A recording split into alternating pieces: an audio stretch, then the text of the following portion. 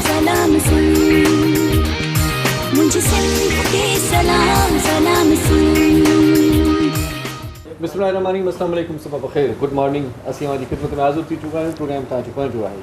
Programme जो नालो आहे सलाम सिंध। मुंहिंजो नालो आहे इरशाद जागी। उन में सगों साथी बि लाइ पंहिंजो नालो पाण ॿुधाईंदी। मुझे नालो है शाज़िया शेख। मुझी तरफ़ा भी सभिनी खे सलाम हुजे। उम्मीद आहे तव्हां बिल्कुलु ठीकु ठाक आहियो, ख़ैरियत सां आहियो, मज़े में आहियो। असां तव्हांजे लाइ दिलि सां दुआ कंदा आहियूं। जेकी दुआऊं कबियूं आहिनि दिलि सां, उहे अॻनि ज़रूरु आहिनि। अलाह साईं तव्हांखे भले हिफ़्ज़ो मान रखे, जिते तव्हांजा पेर हुजनि, उते ख़ुशियूं ऐं ख़ैर हुजनि। बसि सभिनी खां पहिरियां हिकिड़ी ॻाल्हि ज़हन में रखो त सुठी ज़िंदगी, भली ज़िंदगी गुज़ारणु चाहियो था। रोज़ ज़िंदगी ते ॻाल्हाईंदा आहियूं पाण, तव्हांखे थोरी थोरी नंढियूं नंढियूं टिप्स बि ॾींदा आहियूं। अॼु बर्दाश्त जो आलमी ॾियारो बि आहे। सो स्टार्ट हितां खां वठूं त बर्दाश्त कयूं था हिक ॿिए खे। जीअं मां शादीअ खे कयां थो, शादीअ मूंखे बर्दाश्त कंदी आहे, ऐं असां हिते हिक ॿिए खे बर्दाश्त कयूं था। थोरे कॾहिं कॾहिं के ॻाल्हियूं माना बर्दाश्त जो न बि हूंदियूं आहिनि, पर बर्दाश्त करे वेंदा आहियूं। इलाही माण्हू अहिड़ा मिलंदा आहिनि, चवंदा आहिनि यार मां ॾाढो जेको आहे सो सुठो जेको आहे तोखे सम्झंदो हुउमि, पर मां बर्दाश्त कयां थो। बर्दाश्त उहा ई ॻाल्हि कबी आहे जेका बर्दाश्त जोगी न हुजे, त मां बर्दाश्त करे जेका तव्हांजे अगेंस्ट हुजे उहा ॻाल्हि बर्दाश्त कबी आहे। सही सही सही सही। सो अॼु बर्दाश्त जो ॾींहुं आहे। सो बर्दाश्त करणु सिखो। बर्दाश्त करे वञण वारा माण्हू, बर्दाश्त करे वेंदड़ माण्हू, उहे सफल थींदा आहिनि, उहे कामयाबियूं माणींदा आहिनि। पर असां वटि इहे थिए थो त जज़्बात इलाही वधी वई आहे। प्रेशर जेको आहे सो पंहिंजो पाण खे पाण ई ॾेई वठंदा आहियूं। नफ़्सा नफ़्सी ॼणो ॿुधी ॿुधी ॿुधी पाण बि ॼणो ईअं लॻंदो आहे त अलाए काॾे था वञनि। इहो हिकिड़ो जुमिलो आहे, नफ़्सा नफ़्सी जो दौरु आहे। सभु माण्हू माना पंहिंजी ड्रोड़ में शामिलु आहिनि, सभु भॼंदा था वञनि। कोई कंहिंखे सहे बि कोन थो, सहणु न पिए, इहो बि बर्दाश्त जो क़िस्म आहे। सो बर्दाश्त करणु सिखो, ऐं जेका बि कंहिंजी ख़ता आहे, कोताही आहे, कमी आहे, उनखे दरगुज़र कयो। सची ॻाल्हि इहा आहे, दरगुज़र कंदव, बर्दाश्त कंदव त पोइ तव्हांखे कामयाबी नसीबु थींदी। ऐं जंहिंजी ॻाल्हि तव्हां बर्दाश्त कयो था, ॿिए चकर में, ॿिए भेरे वरी उहो बि तव्हांजी ॻाल्हि बर्दाश्त करे वेंदो। सो अॼु बर्दाश्त जो आलमी ॾियारो बि आहे। सो किन किन माण्हुनि खे हरूभरू बर्दाश्त कंदा कयो। असां वटि कई अहिड़ा माण्हू दोस्त हूंदा आहिनि, सुठियूं सुठियूं ॻाल्हियूं बि कंदा आहियूं, कुझु वरी खटियूं मिठियूं ॻाल्हियूं बि कंदा आहियूं, कुझु वरी तफ़रीही ॻाल्हियूं बि कंदा आहियूं। हर इंसान में ख़ूबी बि हूंदी आहे, ख़ामी बि हूंदी आहे। ख़ामी खे बर्दाश्त करण जी, रिश्ते खे निभाइण जी त सही तरीक़ो आहे, लेकिन ग़लति ॻाल्हि बर्दाश्त न कयो ताकी अॻिले खे वरी नेक्स्ट टाइम मौक़ो न मिले कि तव्हां सां ग़लति हू सम्झंदो कि इहो बर्दाश्त थो करे त जेको बि ॻाल्हाए वञे हे कुझु बि न चवंदो, इन करे फ़ाइदो बि न वठो ॿिए जी बर्दाश्त। इहा ई त ॻाल्हि आहे त तव्हां चओ था ग़लति ॻाल्हि बर्दाश्त कयो। बर्दाश्त कबी त ग़लति ॻाल्हि आहे, सही ॻाल्हि हर कोई ॿुधंदो। हिकिड़ी हद हूंदी आहे, हर शइ जी बर्दाश्त कबो आहे, हिकिड़ी हर शइ जी हिकु लिमिट हूंदी आहे। अॻिलो अगरि तव्हांखे बर्दाश्त थो करे त इन जो मतिलबु इहो न आहे कि तव्हांजो जेको दिलि थो चवे उनखे चओ, उनजी इंसल्ट कयो। इहा शइ बि सही न आहे, हिकु हद ताईं। सही सही जी। पर तंहिं हूंदे बि जेके बर्दाश्त कयो था तव्हांखे सलाम। हा, कुझु रिश्तनि खे निभाइण लाइ बर्दाश्त कबो आहे। जीअं पाण खां वॾो आहे, उनजी रिस्पेक्ट जे लाइ तव्हां थोरो सब्र करे छॾियो, उहो वरी बर्दाश्त में नथो अचो, सब्र में थो। जेकॾहिं ॿई जेकॾहिं पासा माण्हू गरम हुजे, माना अॻिलो जेको तव्हां सां ॻाल्हाए थो उहो बि तव्हां ते ॾाढो माना जज़्बाती थी तव्हां सां ॻाल्हाए, ॾाढो करे, तव्हां बि जज़्बाती थी ॻाल्हायो, पोइ मसइलो थी वेंदो। पोइ मसइलो थींदो आहे। उन सूरत में हिकिड़े माण्हू खे बर्दाश्त करिणो आहे। पोइ जंहिं वटि बर्दाश्त जो वादो घणो आहे उहो चुप रहिजी वञे, कामयाबी उहो ई आहे। हा, पोइ मामिलो हल थी सघे थो। जेकॾहिं ॿई जज़्बाती थी वेंदासीं, या जेकी आम्हूं साम्हूं माण्हू टकरनि था, जेकी ॿई गुफ़्तगू कनि था, कंहिं बि बहस में अची अटकी पवनि था, उहे ॿई जेकॾहिं जज़्बाती थी वेंदा त पोइ वेड़ थी वेंदी। वेड़ थी वेंदी त पोइ वरी मसइलो वधी कंहिं शइ जो नतीजो न निकिरंदो, उल्टो ख़राबी थींदी ॻाल्हि। सही सही। त उन ॻाल्हि खे ख़राबु करण खां बहितर आहे तव्हां बर्दाश्त करणु सिखो, ऐं मामला सॉल्व थींदा। कॾहिं कॾहिं चुप रहण बि वॾी ज़बरदस्त ॻाल्हि आहे। पोइ तव्हां माना उनखे का बि ॻाल्हि न चओ, को उज़ुर न ॾियो, माण्हू उहो थधो थी वेंदो। 2-4 ॾींहं खां पोइ तव्हां सां पाण राब्तो कंदो। कंहिं बि मामले ते जेकॾहिं कुझु अहिड़ो थियो आहे, को वॾो तकरार थियो आहे, को वापार में को वॾो ख़लल पइजी वियो आहे, त बि तव्हां बर्दाश्त कयो, ॻाल्हियूं कोई तरी ॾियो। बहरहाल चवण जो मक़सदु इहो आहे त बर्दाश्त जो आलमी ॾींहुं आहे, ऐं तव्हां सभिनी खे बर्दाश्त कयूं था। तव्हां बि असांखे रोज़ु बर्दाश्त कंदा आहियो। मां इरशाद खे बर्दाश्त कंदी आहियां, इरशाद मूंखे बर्दाश्त कंदो। अॼु बि बर्दाश्त कजो, तव्हांजी वॾी महिरबानी आहे। सो असां वटि खोड़ सारा दोस्त आहिनि जेकी खिल भोग मस्ती मज़ाक कंदा आहिनि, उन जूं मस्तियूं मज़ाक खिल भोग बर्दाश्त कंदा आहिनि।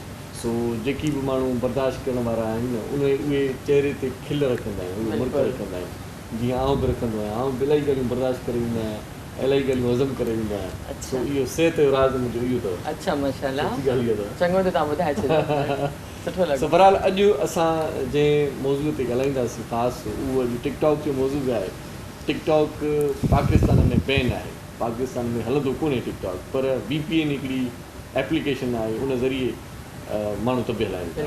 पोइ जंहिं शइ ते तव्हां पाबंदी विझंदा आहियो असां वटि ईअं थींदो आहे ख़ासि तौर ते जंहिं शइ खां रोकबो आहे त उन शइ खे वरी वधीक माण्हू फॉलो कंदा आहिनि उन शइ खे वधीक वरी ॾिसंदा पिया आहिनि सो टिकटॉक जो ईअं शौक़ु चऊं या मर्ज़ु चऊं या हिकिड़ी ज़बरदस्त एप्लीकेशन वांदिकाईअ जी विंदुर चऊं इहो अॼुकल्ह आम जाम आहे हर माण्हू घर वेठे टिकटॉक ॾिसे थो पियो पोइ माण्हू 15 सेकंडनि जी 20 सेकंडनि जी 30 सेकंडनि जी अॼुकल्ह टिकटॉक 3 मिंटनि जी वीडियो बि ॾेई छॾी आहे मतिलबु 3 मिंटनि ताईं तव्हां ॻाल्हि करे सघो था पहिरियों 15 सेकंड जी ॻाल्हि उहा पूरी न थी सघंदी हाणे 3 मिंट ताईं पाण टिकटॉक ते पंहिंजी का ॻाल्हि करे सघूं था सो खोड़ सारा अहिड़ा नौजवान आहिनि जेकी टीवी स्क्रीन ते बि न आहिनि आया ऐं किथे उन्हनि को स्टेज ड्रामो न कयो को स्टेज प्ले न कयो पर पोइ बि टिकटॉक ते पंहिंजी सलाहियत खे मञाइनि था पोइ अदाकारी कनि था पोइ सिंगिंग कनि था या नंढियूं नंढियूं जेके आहिनि से हिकिड़ियूं क्लिप्स ठाहे करे लतीफ़ा करे ऐं जोक्स ठाहे करे उहे बि जेके रखनि था शाइरी पढ़नि था त उहे तमामु घणा मक़बूल थी वञनि था माण्हू उन्हनि खे ॾिसनि था उन्हनि जी वीडियोज़ वायरल थियनि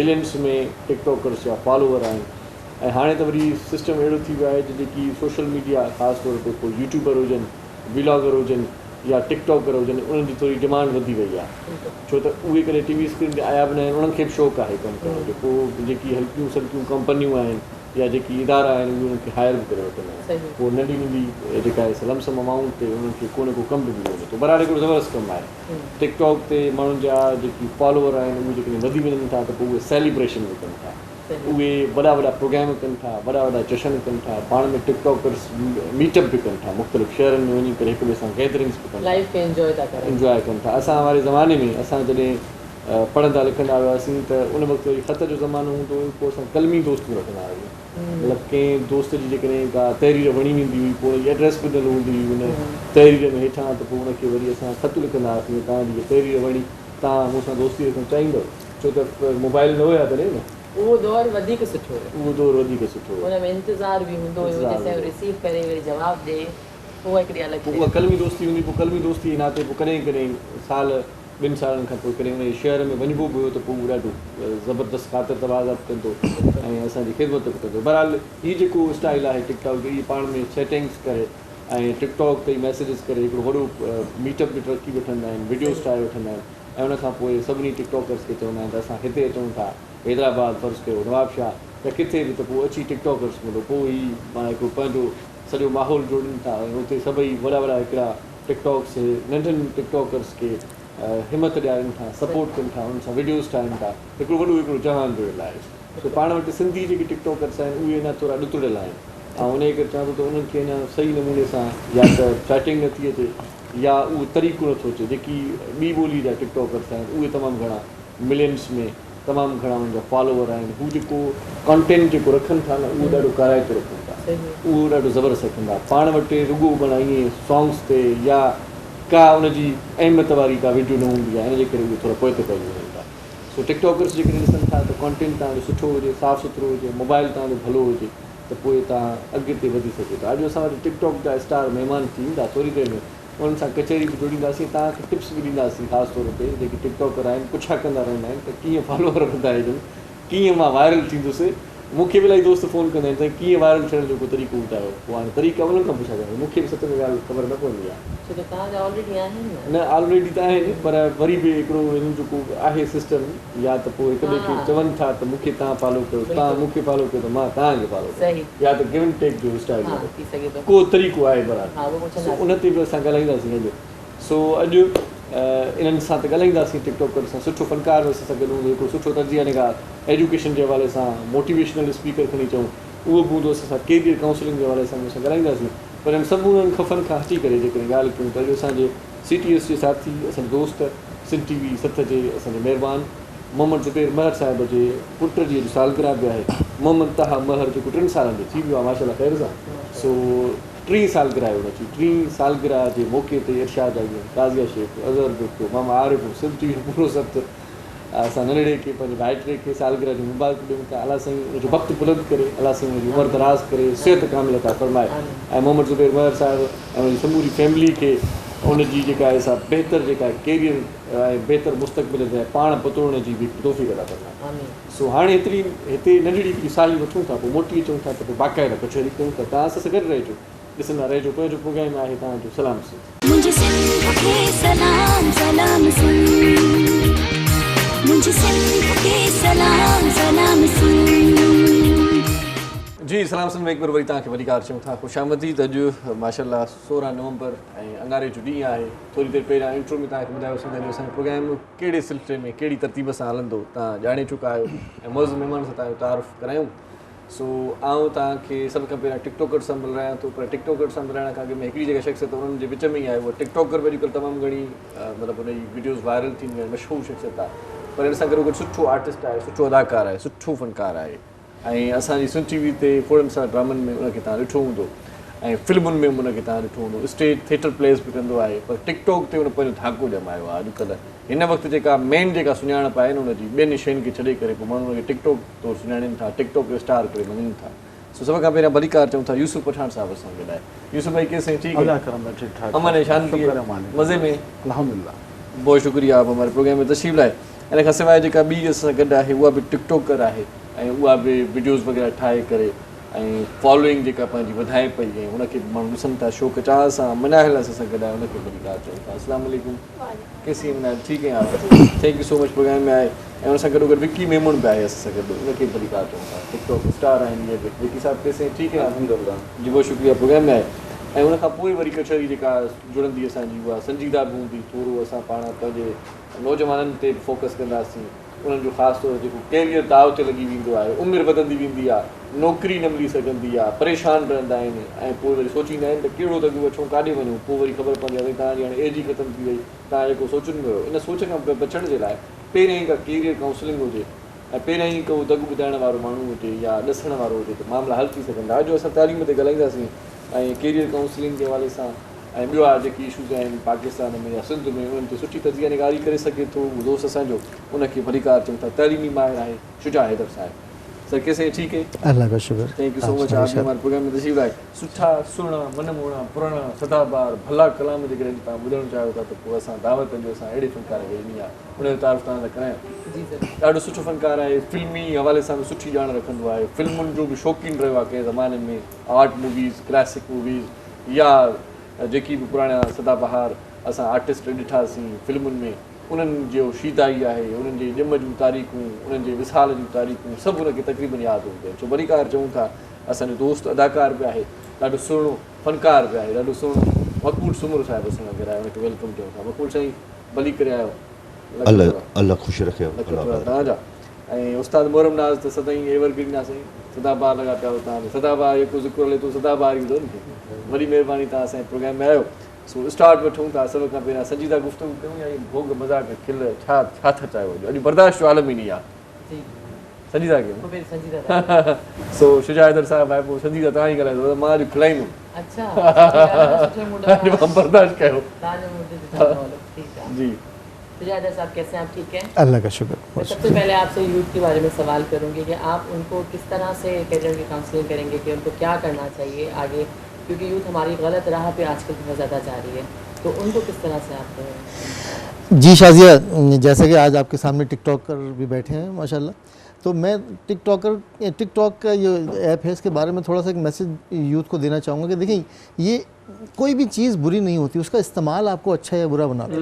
मिसाल के तौर पे चाकू है, चाकू जो है वो सब्जी काटने के भी काम आता है, अपने आप को डिफेंस करने के भी काम आता है, गला काटने भी और वो चाकू आप किसी का गला भी काट सकते हैं। तो चाकू इटसेल्फ कोई बुरी चीज़ नहीं है, उसका इस्तेमाल उसको अच्छा या बुरा बनाता है। इस तरह टिकटॉक जो ऐप बनाई गई है, इसमें आप 1 मिनट के अंदर, आधे मिनट के अंदर आपके अंदर कोई भी सलाहियत है तो आप पूरी दुनिया तक पहुंचा सकते हैं। आज से पहले जो होता था कि अरसे तक लोग बड़े बड़े बासलाहियात फनकार, बड़े बड़े बेहतरीन लोग, साइंटिस्ट, ये सब बैठे रहते थे, इनको प्रमोट करने वाला नहीं होता। अब आपके पास एक मौका है कि आप एक छोटी सी 30 सेकंड की, 1 मिनट की एक वीडियो बना के आप पूरी दुनिया में फैला सकते हैं कि अगर आपके पास कोई फ़न है, आपके पास कोई सलाहियत है तो दुनिया तक पहुँचती है। तो इससे बहुत से लोगों ने अपना कैरियर भी बनाए और इसी का इस्तेमाल करके कुछ लोगों ने उसको मिसयूज़ भी किया है। हमारे यहाँ अनफॉर्चुनेटली देखिए दुनिया बड़ी तेज़ी से आगे निकल रही है। आज जो है अब इस बात पे बातें हो रही हैं और अब ये हो चुका है कि सर्जन किसी और शहर में बैठा हुआ है और पेशेंट किसी और शहर में, किसी और अस्पताल में, और सर्जन यहाँ बैठ के अपने घर में बैठ के उसको जो है ऑपरेट कर रहा है कंप्यूटराइज सिस्टम के तहत। तो पेशेंट कहीं और लेटा हुआ है और सर्जन कहीं और बैठा हुआ है। तो अब दुनिया बड़ी तेज़ी से तब्दील हो रही है और हम लोग अभी तक वो रिवायती सोचों से बाहर नहीं आ रहे। तो हमें हमारी यूथ को अपनी सोचें बदलनी पड़ेंगी, अपने अंदर सबसे पहले सलाहियत पैदा करें, और सलाहियतें पैदा करने के बाद ये बड़ी ज़बरदस्त चीज़ें हैं, टिकटॉक हो गया, इंस्टाग्राम हो गया, यूट्यूब हो गया, ये बड़े ज़बरदस्त आपको प्लेटफॉर्म मिल जाते हैं कि आप अपनी सलाहियतों को उजागर कर सकते हैं। सही। और देखिए बात वो है, मैं अपनी छोटी सी गज़ल के कुछ चंद शेर आपको अर्ज़ करूँगा कि फ़िक्र से ऊंचे उड़ो असबाब बन जाएंगे खुद, ख्वाहिश परवाज़ रखो पर निकल आएंगे खुद, और अगली नस्लें क्या करेंगी तुमको इससे क्या गरज, तुम तो बस बुनियाद रख दो घर निकल आएंगे खुद। सूरमा करते नहीं है लश्करों का इंतज़ार, तुम हमें तलवार दे दो लश्कर आ जाएंगे खुद, और माँ का फ़ोटो सर पे रख लो चिलचिलाती धूप में, बादलों को देखना फिर सर पे आ जाएंगे खुद। तो बात ये कि हम ये सर अगर यही शेर आप टिकटॉक पर पढ़ते ना बड़े वायरल हो जाते अच्छा, ये तो आपने अच्छी सोच ली।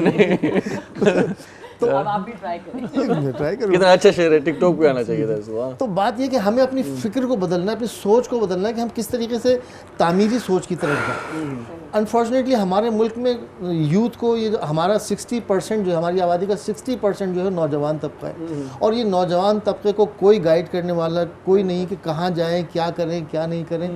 तो इसके लिए मैं कैरियर काउंसलिंग भी करता हूँ, मोटिवेशनल स्पीच भी करता हूँ, और लोगों को अपने जो मेरे बस में जितना हो सकता है मैं सब लोगों को बताता रहता हूँ कि हमारे ज़माने में ये होता था कि जनाब आपने इंटर में अगर अच्छे नंबर ले लिए तो आप इंजीनियर बन गए, डॉक्टर बन गए, और अगर नहीं तो बस आप रांदे दरगाह हो गए। अब ऐसा नहीं है, अब फील्ड से जी, अब मुख्तलिफ फील्ड्स हैं, अब दुनिया जो है ग्लोबल विलेज बन गई है, तो आपको बहुत सारी अपॉर्चुनिटीज़ हैं, और वो अपॉर्चुनिटीज़ आप किस तरह अवेल करते हैं ये आपके अपने ऊपर। सही। सिर्फ ये कि पॉजिटिव सोच रखें और आगे बढ़ने की कोशिश करें, रास्ते खुद ब खुद हिम्मत ना हारें। वाह क्या कहने। सो यूसुफ पठान साहब, माशाल्लाह अदाकारी भी की आपने। जी बिल्कुल। और स्टेज पे भी जलवागर हुए, शोहरत टिकटॉक से मिली, ये क्या वजह है? वहाँ पर अच्छी अदाकारी की क्या, या पहले नहीं करते थे? असल में टिकटॉक पे बेसिक तो मैं शुरू से आर्टिस्ट हूँ, और एक्टिंग मैंने किया आपके सामने कि आप देखते रहे हैं मुझे, और सिन टीवी जैसे कि मेरी माँ है आर्ट्स की, मैं तो सिन टीवी को हमेशा हर जगह में जहाँ कहीं भी होता, क्योंकि मेरी पहले सोलो प्ले यहीं हुआ है मेरा सिन टीवी पे, क्योंकि मैं फिल्मों में काम करता था एज अ फाइटर। तो लाहौर की इंडस्ट्री बंद होने के बाद मैं यहाँ पर आया और मुझे सिन टीवी लाया किसी दोस्त के ज़रिए, असलम मुगल ने मुझे बोला कि आप सिन टीवी आएँ। फिर यहाँ पर इमरान चांडियो ने मेरा सोलो प्ले किया, और वो सोलो प्ले ऐसा था कि उस टाइम पीएम जो हमारे थे ताहिर हराई भाई थे, मरहूम अल्लाह ताला को जन्नत फिरदौस आला मकाम थे, तो उन्होंने कहा कि यार ये पठान है और इससे काम लेना है, ताहिर भाई ने बोला। फिर जितने भी आर्टिस्ट हैं तो उन्होंने मुझे अप्रिशिएट किया, जितने ख़ास तौर जितने सिंधी आर्टिस्ट थे उस दौर में जितने भी थे, फिर वक्तन फ़वक्तन क्योंकि सिन टीवी ने एक मुझे पहचान दी और मुझे एक नाम दिया सिन टीवी ने, क्योंकि बेसिक में एक पठान तो मैंने सिंधी फिर सीखी बाकायदा, और मामा आरिफ तो मुझे हर दफ़ा मतलब कि हर प्ले में लिया, और मामा आरिफ ने मुझे बड़ा कूटा भी इस बारे में कि सिंधी बोलो, आप सिंधी सीखो, आप एक अच्छे आर्टिस्ट बनने के लिए आप सिंधी सीखो। ज़फ़र जिस्कानी ने मेरे से लगता है कि अगर उसका एक भी मुक्का पड़ गया ना तो बंदा। ज़फ़र जिस्कानी ने बहुत हेल्प आउट की मेरी, सबने मेरी तकरीबन हेल्प आउट की। उसके बाद टिकटॉक पे मैं इस तरह आया कि मैं वॉइस डबिंग भी करता हूँ उर्दू में, जो कार्टून्स वगैरह हैं या कोई मूवीज़ या कमर्शियल की, तो मैं डबिंग के लिए गया होता। ये यहाँ से कंटिन्यू करेंगे डबिंग से, तो एक छोटा सा वक्फा ले लेते हैं। जी ठीक है सर, वक्फा लेना जी सर। रेडी सारी वठो शादिया जी वक्त आहे शॉर्ट ब्रेक जो असां सां गॾु रहिजो प्रोग्राम सलाम सिंध में। मुझे सिंध के सलाम सलाम सिंध, मुझे सिंध के सलाम सलाम Sindh. Welcome back after commercial break. साई खां पोइ मोटी आयासीं। मोस्ट महिमान जेकी असांजे प्रोग्राम में मौजूदु आहिनि उन्हनि सां कचहरी पंहिंजी जारी सारी आहे, ऐं हिन लम्हे दिलि चवे थी त को सुठो कलाम हुजे। मक़बूल सुमरो साहिब असां सां गॾु आहे त पोइ मूंखे जो फ़ाइदो वठिजे। पुराणा सदाबहार कलाम असांखे ॿुधाईंदो आहे, दिलि ॿिए खाने में अची वेंदी आहे। आउं त माना ईअं चवंदो आहियां त बसि मक़बूल साहिबु हुजे, राग ई राग हुजे। छा ख़्यालु आहे हाणे हिकिड़ो सुठो कलाम ॿुधूं? जी ज़रूरु। वाह वाह मक़बूल नहीं, वाह वाह।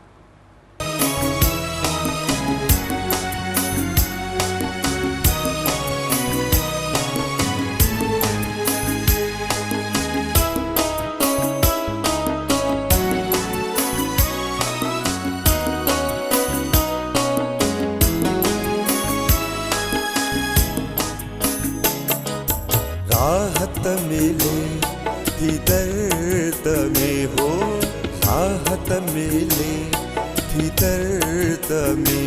माँ प्यार ता सदके, न प्यार ता सदके। दिलदार हम अता गयो, दिलदार हम अता गयो। दिलदार ता सदके, न प्यार ता सदके।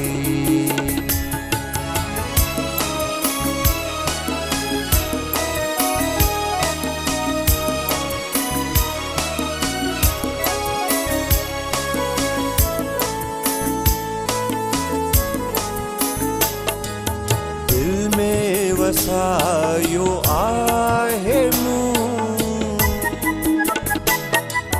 दिल में वसायो आहे मूं। धरती जे चंद्र खे, धरती जे चंद्र खे। जानिब जो चल वो हर घड़ी हो, जानिब जो चल वो हर घड़ी। दीदार ता सदके,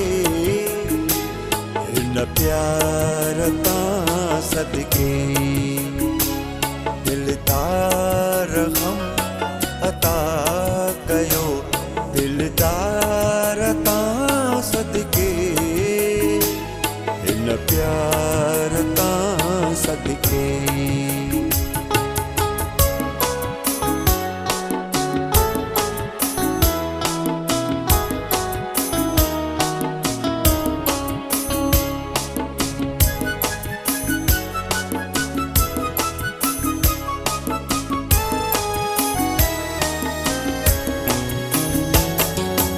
अखिड़ डिठा फलक ते, सवे कहे कशां जा रंग, सवे कहे कशां जा रंग।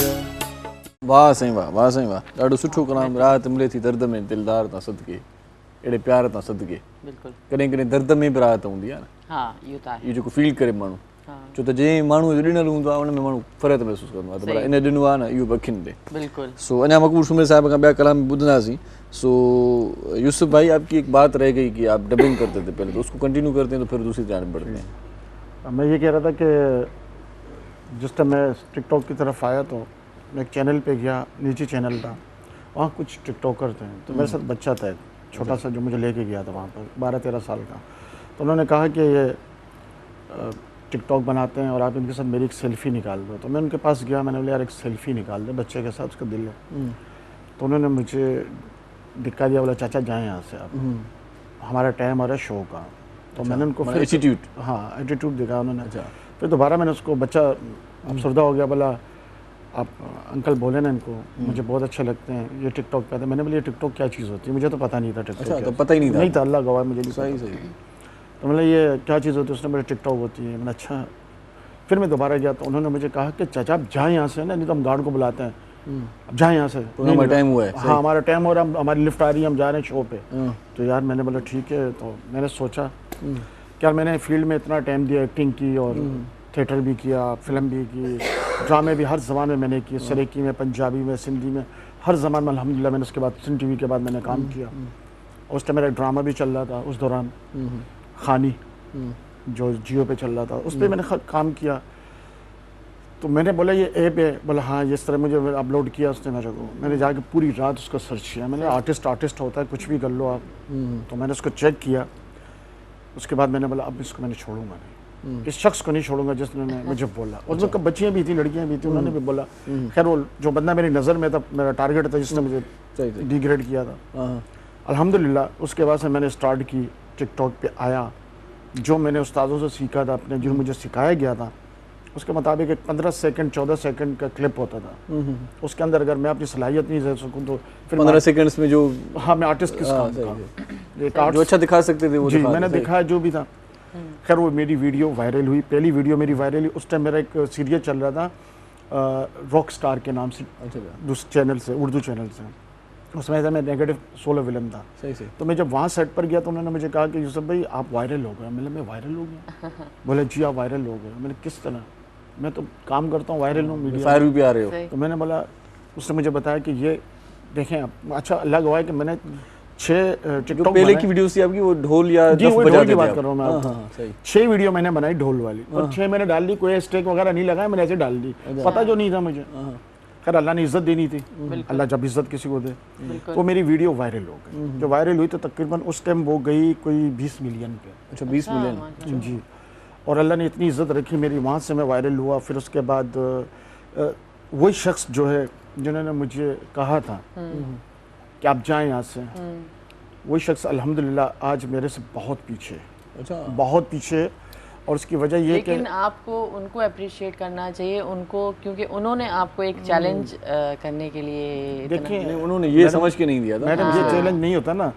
अभी शायद आर्टिस्ट हैं, आप आर्टिस्ट हैं, अगर हम आपके नहीं, पास वो कोई तो उनकी मिसाल अलग कोई बच्चा जाता है, आपको बोलते हैं कि सेल्फी निकाल लो, तो आपको तो उन्होंने बनाया, आप खुद तो नहीं बनी ना। आपको वो देखेंगे तो आपको आज appreciate वो आए करेंगे ना। आपके पास सेल्फी के लिए। वो मेरे पास आया एक फिल्म की शूट पर, चौधरी की, मैं उसमें नेगेटिव कर रहा हूँ, चौधरी विलन में। तो उसमें आया सेट पर, तो बोला यार यूसुफ सर आपके साथ वीडियो बनाने मिला, दफ़ा हो जाओ यहाँ से। आपने भी ऐसा किया? मैंने भी वैसे ही किया जैसे उसने किया था, क्योंकि मुझे अपनी लगाव नहीं था, मेरे उस बच्चे की था। जो बच्चा रोया था वो मेरा बच्चा भी था। हाँ वो अलग बात है। सही। बच्चे को रुलाया था उसने। सही सही। चलें जी, मिनाल से पूछते हैं। मिनाल, कब से हैं आप टिकटॉक पे? मुझे 4 महीने हुए हैं। अच्छा 4 महीने हुए। 4 महीने में कितने फॉलोअर बना लिए? 50,000। 50,000 बना लिए 4 महीने में? और कितनी वीडियोस बनाई हैं? वीडियोस तो बहुत बनाई हैं मैंने। अनलिमिटेड है। ओके जी। अच्छा 50,000 फॉलोअर हैं आपके। किस चीज़ पे ज़्यादा वीडियोस बनाती हैं? सॉन्ग्स पे या? सॉन्ग पे। अच्छा सॉन्ग्स पे। और लाइक कितने हुए आपके? लाइक तो बहुत आते 1 मिलियन हो जाए तो बताइए, सेलिब्रेशन करेंगे। मिलियन हो गए। हाँ 1 मिलियन हो गए? हो गए, सेलिब्रेशन हो गई। जी। अच्छा देखें, इरशाद को नहीं बुलाया आपने। चलें सही है। अच्छा विकी भाई, आप कब से हैं टिकटॉक पे? वालेकुम अस्सलाम। अस्सलाम। तकरीबन 1.5 ईयर हो गया। अच्छा यस।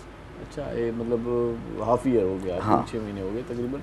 बिल्कुल। तो क्या पजीराई मिली आपको? 1.5 साल। हाँ बहुत मज़ा आ रहा है और इन्जॉय कर रहा हूँ। और सबसे बड़ी बात ये कि यूसुफ पठान, जिनको मैं अपना अब्बा बोलता हूँ, उनका साथ है तो एक मोटिवेशन है, और अपने आप को समझ लें प्रॉपर मेंटेन करने का एक प्लेटफॉर्म है, अपनी एक्टिंग को, अपनी चीज़ों को उभारने का तरीका है। और सबसे बड़ी बात ये कि एक्टिविटी है, बिज़ी रखता है और कुछ सीखने को मिलता है। सही सही। सारी बात ये है। जिस तरह तो किस तरह से, क्या मौजूद फोकस? देखिए मेरा ज़्यादातर जो कंटेंट हैं वो उस तरह के हैं कि मैं एक्शन वीडियोस में अच्छा अच्छा और नेगेटिव रोल, अपनी मूंछों का फ़ायदा ले रहे हैं। यस, जस्ट लाइक यूसुफ पठान, जिस तरह से उनका एक लुक है, एक अंदाज़ है, तो मैं उनको फॉलो कर रहा होता हूँ। अच्छा और उनके साथ बहुत अच्छा, मतलब स्टार्टअप में ही मैं इनके साथ हूँ और अल्हम्दुलिल्लाह रहूँगा उन्हीं के साथ, और इस प्लेटफॉर्म पर दिखाएंगे कि हम क्या हैं। तो बेसिकली बात यह है कि इनका IQ और मेरा एम एक ही है कि हमें किस प्लेटफॉर्म पर जाना है। कोई गरूर नहीं है, कोई तकब्बुर नहीं है किसी चीज़ का हमें।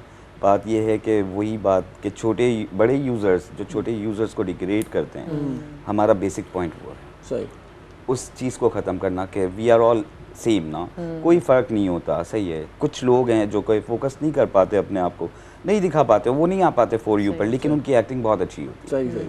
तो बहुत सारी ऐसी चीज़ें होती हैं, बहुत अच्छा कैरेक्टर होता है, लेकिन उनकी वो वीडियोस नहीं को आ रहा लाइक होता। वगैरह करते हैं, कमेंट्स करते हैं आप? हाँ डेफिनेटली, मैं हर किसी को लाइक्स करता हूँ, हर किसी को फॉलो बैक भी दे रहा होता हूँ, सपोर्ट भी करते हैं। बड़े टिकटॉकर होते हैं ना, वो कमेंट करना भी तो ही समझ नहीं आती। बेशक ऐसा ही होता है, लेकिन मैं आपको बताऊं, मुझे कुछ चीज़ें यूसुफ पठान की ऐसी लगती हैं कि मैं आपको बता नहीं सकता। वो रास्ते में चलते हुए एक बड़ा यूज़र है, एक पर्सनालिटी है, वो रास्ते में चलते हुए रुक जाते हैं कि यार नहीं, वो बच्चा मुझे आवाज़ दे रहा है, सेल्फी लेनी है, तो बहुत बहुत फ़ख्र महसूस होता है इस चीज़ को देखें बहुत सारे ऐसे टिकटॉकर्स हैं, वो मास्क पहने हुए होते हैं, पता नहीं क्या समझते हैं यार, इसमें कोई समझना थोड़ी है, पब्लिक ने बनाया, पब्लिक के लिए हो। सही सही। तो बेसिक पॉइंट यही है हमारा, और अपने आप को समझ लें एक फ्रेश माइंड रहता है, एक्टिविटी है, और एक खून में रवानगी रहती है। सही सही कि हाँ यार I can do it. Age factor no matter, age इसमें कोई फैक्टर नहीं है। सही सही। ये बात तो 55 years ago सही। हाँ यूसुफ पठान, उनको देखकर बहुत सारे लोगों को मोटिवेट होते हैं, यार ही इज़ द पर्सन, यार इतनी एज में भी वो कर रहा है, तो हम क्यों नहीं कर सकते। सही सही। तो बस मेरे उस्ताद, मेरे सब कुछ यही हैं, और मेरे गुरु सब कुछ यही है। वाह जी वाह। अच्छा शुजा साहब, आपकी तरफ बढ़ते हैं। तो माशाल्लाह से मोटिवेशनल स्पीकर भी हैं आप, तो बाकायदगी से कोई क्लासेस वगैरह लेते हैं या इस तरह से हमारे यहाँ आए टीवी शोज़ में बताते रहते हैं? नहीं, मैं द जापान हाउस के नाम से एक इंस्टीट्यूट है अच्छा। फेडरल एरिया, और यहाँ पर मैं मुख्तलिफ लैंग्वेजेस सिखाता हूँ, जर्मन, चाइनीज़, अच्छा। फ्रेंच, अच्छा। स्पेनिश और जैपनीज़। बेसिकली जैपनीज़ मेरा मेन प्रोफेशन। अच्छा। मैं एजाज़ी शहरी भी हूँ जापान का। अच्छा। ये टीचिंग की सर्विसेज के सही, वजह से सही। मुझे एजाज़ी शहरी से वाह, नवाजा वाह। मेरे लिए और मेरे मुल्क के लिए बहुत बड़े बहुत एजाज़ की अच्छी बात बात सही है। सही तो हमारे यहाँ यूथ को अभी तक तो ये था कि इंजीनियर बनना है या डॉक्टर बनना है, सही। उसके बाद फिर आगे जनाब MBA करना है, हाँ। फिर जनाब MBA से निकले थोड़ा सा और कंप्यूटर की तरफ आ गए, जनाब कंप्यूटर करना चाहिए। तो उसके बाद अभी हम लोगों ने इस बात को एक्सप्लोर नहीं किया कि ये तर्जुमान जो है ये एक बहुत बड़ा प्रोफेशन है और पूरी दुनिया में इसकी डिमांड है। सही।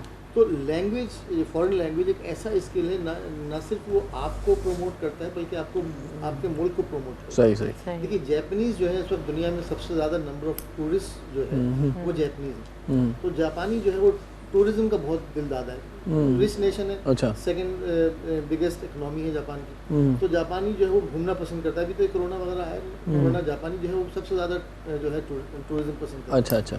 तो हमारे मुल्क में अनफॉर्चुनेट अच्छा, जब टूरिस्ट कहीं जाता है तो उसको सहूलत ये चाहिए कि जनाब मेरी अपनी लैंग्वेज वाला बंदा। लैंग्वेज, हाँ, सही। हाँ सही, तो आसानी। अब जब जापानी जाता है, अब थाईलैंड की तरफ जाता है, हांगकांग की तरफ जाता है, वियतनाम की तरफ जाता है, तो काफ़ी लोग उसको जैपनीज मतलब उनको वो गाइड नहीं मिलता। सही। उनको मिल जाते हैं लोग। अच्छा, सही। लेकिन पाकिस्तान में अभी हमारे लोगों को मालूम ही नहीं कि जैपनीज लैंग्वेज कितना बड़ा कैरियर आपका सही सही। एनहेंसमेंट।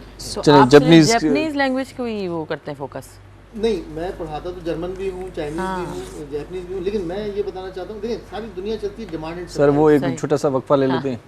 वो मैं सिंधी में लूँगा, अगर जैपनीज़ में आता तो मैं ले लेता। जी नहीं आप नंढड़ी साई वठूं पाण, जी जी पोइ मोटी अचूं था, पोइ रहियल कचौरी कयूं था। ॾिसंदा रहिजो। सलाम सिंध। मुझे सिंध के सलाम सलाम सिंध, मुझे सिंध के सलाम सलाम सिंध। सलाम सिंध में हिकु भेरो वरी तव्हांखे वरी कार चऊं था। असां ईअं कचौरी कंदा रहूं था ऐं कचौरी जो प्रोग्राम आहे तव्हां ताईं ॼाण जो प्रोग्राम आहे। शुजा साहिब सां गॾु आहे। शुजा साहिब ॿुधाए पियो त ॿियूं ॿोलियूं सिखण सां तमामु घणी अपॉर्चुनिटीज़ मिलंदियूं आहिनि। माण्हू ॿाहिरि बणी सघे थो, किथे सेट बि थी सघे थो। ऐं शुजा साहिब पाण ॿुधाए थो त हीअ जापानी शहरियत बि हिनखे हासिलु आहे। जैपनीज़ बोली तमाम घणी फ़ायदेमंद है। इसी पे बात हो रही थी सर, उसको कंटिन्यू करते हैं। तो लैंग्वेज का क्या फ़ायदा है? जी शाहनवाज, मैं आपको बता रहा था कि जब सप्लाई बहुत ज़्यादा हो जाती है तो डिमांड खुद बहुत कम हो जाती है, राइट? तो मिसाल तब अब हमारे यहाँ बेतहाशा इंजीनियर हो गए, बेतहाशा MBA हो गए। अब तो पत्थर उठाओ उसके नीचे से MBA निकलता। मैं किसी को डिग्रेड नहीं कर रहा, मतलब एक चीज़ जब ज़्यादा हो जाती है, सप्लाई ज़्यादा होती है तो डिमांड कम हो जाती है। अब उसकी नतीजा ये है कि आप MBA करके 16-16 साल 18-18 साल पढ़ाई करके जब आप मार्केट में आते हैं तो आपकी वैल्यू क्या होती है? मार्केट वैल्यू होती है आपकी 20,000 रुपये। अगर आपको जॉब मिल गई तो 25,000 की बहुत अच्छी जॉब मिल गई तो 25,000 जनाब बड़ी अच्छी जॉब। हालांकि 25,000 में आने जाने का बेचारे का ऑफिस का खर्चा पूरा नहीं होता, लेकिन मजबूरन क्या करें। तो मैं ये कहता हूँ कि इस दौर में जब एक अच्छी सैलरी अच्छे पढ़े लिखे आदमी को 25,000 30,000 से ज़्यादा नहीं मिलती, मैं आपको वो हुनर देने को तैयार हूँ कि आप इंटर पास भी ना हो, मैट्रिक पास भी हो, आप मेरे पास आके 2 से 3 साल मेहनत करके जापानी ज़ुबान सीख लें। इसी मुल्क में जहाँ पे एक सैलरी 25,000 30,000 नहीं होती, इसी मुल्क में 2 से 2.5 लाख रुपए सैलरी जापानीज़ इंटरप्रेटर को मिलती है। जी बिल्कुल सही कहा। जर्मन इंटरप्रेटर को 70 से 80 हज़ार रुपये सैलरी मिलती है। चाइनीज़ इंटरप्रेटर 50-50 60-60 हज़ार रुपये कमा रहे हैं महीने के। तो ये एक वो हुनर है जिसके बारे में अभी लोग हमारे मालूम ही नहीं। अच्छा, जब आप इंटरप्रेटर बनते हैं तो क्या होता क्या है कि आप जापानियों को पता चलता है कि अच्छा ना पाकिस्तान में जापानी इंटरप्रेटर हैं, तो फिर वो लोग फ्रीक्वेंटली आना पसंद करते हैं। उनके लिए आसानी हो उनके जाती लिए है ना? आसानी हो जाती है। तो फिर आप न सिर्फ आप अपना फ़ायदा देखते हैं बल्कि आपके मुल्क का फ़ायदा होता है कि आपके मुल्क में टूरिज़्म बढ़ता है, फॉरेनर्स आते हैं, आपको फॉरेन रेमिटेंस मिलती है, और तो आपका मुल्क खुशहाल होता है, आप खुद खुशहाल होते हैं। तो आपको लगता है आपको रिस्पांस अच्छा मिला इस चीज़ में? थोड़ा सा लोगों में तक अभी तक मैसेज मेरा पहुंच नहीं रहा, कोशिश तो कर रहा हूँ आपके तवज्जुह से। आप पहले भी बुलाया शाहनवाज भाई ने मुझे, तो मैं सॉरी शाहनवाज जान याद आ रहा है। तो इरशाद भाई ने मुझे पहले ही बुलाया। तो वैसे वो इरशाद को जापानीज में शाहनवाज बोलते होंगे, इस तरह से होगा। मैं माफ चाहता हूँ, आई एम सॉरी। तो मैं लोगों तक अब जहाँ तक मुझसे हो पा रहा है, यूट्यूब चैनल बनाया है मैंने अपना, लोगों को लेक्चर्स दे रहा हूँ अच्छा आपने जापानीज बनाया है? हाँ, लैंग्वेज तो फिर तो लोगों तक अवेयरनेस होनी जी। चाहिए। यूट्यूब पे आप जाके टाइप करें learn Japanese language in Urdu, तो आपको मेरे लेक्चर्स मिल जाएंगे। अच्छा। तो अब अगर आप when there is a will there is a way, कहते हैं ना जहाँ चाह वहाँ राह।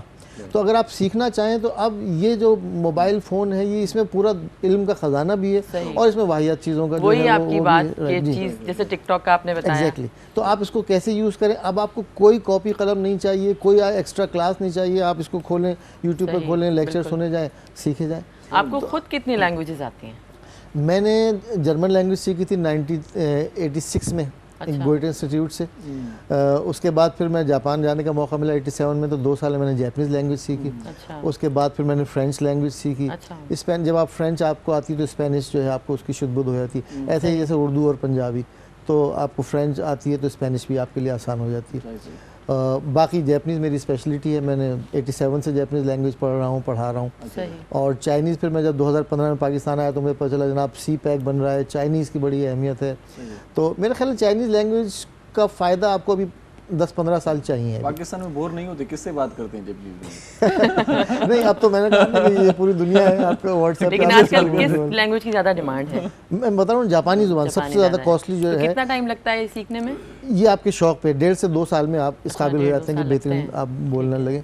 तो ये लैंग्वेज हर आदमी में अपने शौक के ऊपर जितना आप इसको टाइम देते हैं, जितना लिसनिंग करते हैं, जितनी ज़्यादा प्रैक्टिस करते हैं उतना जल्दी सीख लेते हैं। तो मैं आपके तवज्जुह से ये यूथ को पैगाम देना चाहूँगा कि प्लीज़ कंप्यूटर सीखें, क्योंकि कंप्यूटर अब दुनिया की जो है वो रिक्वायरमेंट हो गया। दुनिया तो बहुत आगे निकल गई, हम तो अभी तक बेसिक MS ऑफिस में और MS एक्सेल में पढ़े हुए, दुनिया बहुत आगे निकल गई।